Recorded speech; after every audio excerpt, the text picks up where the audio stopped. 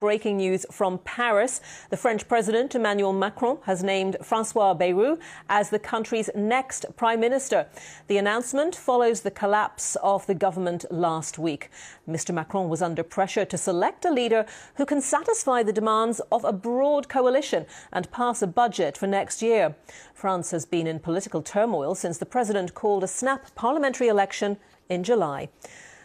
Let's go live to Paris and speak to our correspondent, Hugh Schofield. Hello to you, Hugh. So I suppose the obvious question is, can Mr. Bayrou solve the problems that Michel Barnier had?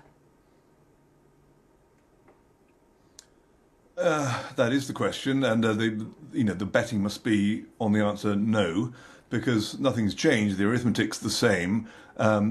He's chosen Macron, another man from his camp. From the centre. Barnier was from the centre-right. Now we've got Bayrou, a very, very experienced politician, but very much from the centre, from the Macronite section of Parliament.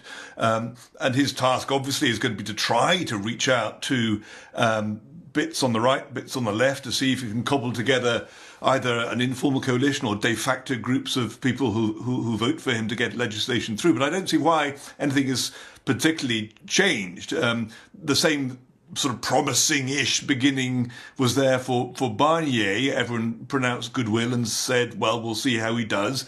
But then when it came to the first test of a government, which was, in his case, to bring up to table a budget, in other words, a programme of decisions on money, it all came down. And I don't see why that should be any different. There's plenty of goodwill towards Bayrou. I mean, everyone respects him. He's been around for 40, 50 years, and he's a man in the middle of French politics, so he doesn't automatically anger one side or the other. But I can't see why his predicament is going to be any more favourable than Barnier's, to be honest with you. Because, of course, the far right and the hard left in French politics want one of their camp to be the next prime minister. But do you see this as President Macron trying to up the ante with those on the far right and the hard left, saying to them, look, if you don't agree to this prime minister, if you don't work with this prime minister, then the public are going to hold you responsible for the failure to pass a budget, for example?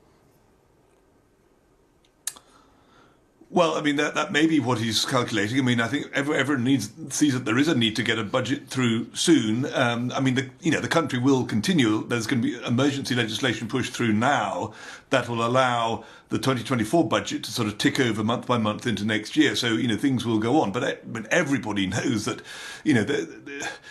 that's a recipe for inertia and complete stasis if there isn't a government that's prepared to institute reforms, take the country in a given direction. Right now, there is no direction, there is no government, and the frightening prospect is there of a period lying ahead of us where nothing is done except just the ticking over of business, taxes collected and debts raised on the markets, and nothing else happens, which of course is going to be an appalling prospect for a country which faces so many problems. And as for the question of whether Macron thinks that he's putting pressure on the extremes or the far right and the far left to sort of come on board because otherwise the country will fall apart and they'll get the blame, I'm not sure that argument works.